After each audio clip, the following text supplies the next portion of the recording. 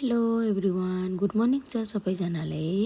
आज चाहिँ हामी मर्निङ वक जाने भनेर निस्केको। एकदमै पानी परिरहेछ, रातभरि परिरहेको थियो। अनि बिहान अलिकति रोक्यो भनेर हामी चाहिँ तयारी थियौँ, तर रोकेको थिएन। एकदमै पानी परिरहेको थियो, त्यही भएर हामी चाहिँ छतमा आयौँ। छतमा यसरी टिनाहरू छ, एकदमै राम्रो छ। अनि आज चाहिँ हामी छतमै गर्छौँ भनेर बाहिरमा आयौँ। अनि यो साइडमा गुम्बा पनि छ, छतकै माथि गुम्बा पनि छ।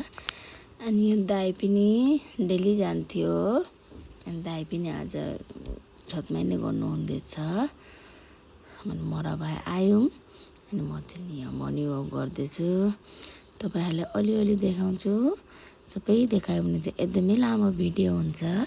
तपाईँहरूले म अलिअलि देखाउने छु। त्यही म नदी किनारमा जस्तो गर्थेँ त्यही नै गर्दैछु। तर नदी किनारमा एकदमै राम्रो लाग्थ्यो। नदी किनारको हावा, मान्छेहरू पनि हुन्थ्यो, एकदमै राम्रो लाग्थ्यो गर्नु लागि पनि, आफैले पनि। यहाँ त एकदम अल्छी लागिरहेछ, भाइ र म मात्र छौँ। भाइले म जबरजस्ती उठाएर आएको, नत्र त ऊ आज जान्न भन्दै थियो। तर एक दिन गरेन भने एकदमै जिउ दुख्दो रहेछ। मेरो चाहिँ अस्तिबाटै खुट्टा दुख्दै थियो, अनि आज पनि अलिअलि गरौँ भनेर मैले भाइले लिएर आएँ। एक्लै फेरि अल्छी लाग्छ भनेर मैले भाइले जबरजस्ती लिएर आएँ। अनि यहाँ भाइले पनि गर्दैछ।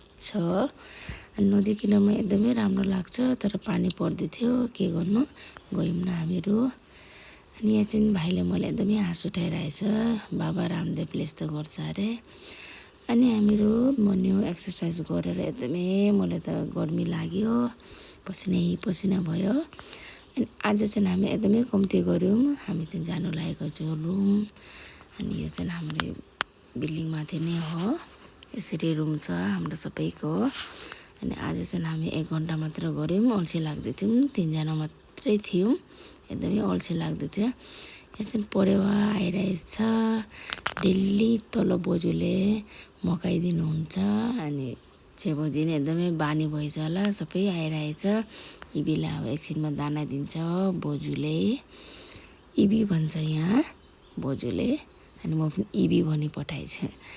दाना दिन्छ। एकदमै चिसो भइरहेछ मौसम, ठन्डा ठन्डा, सुत्नु पो मन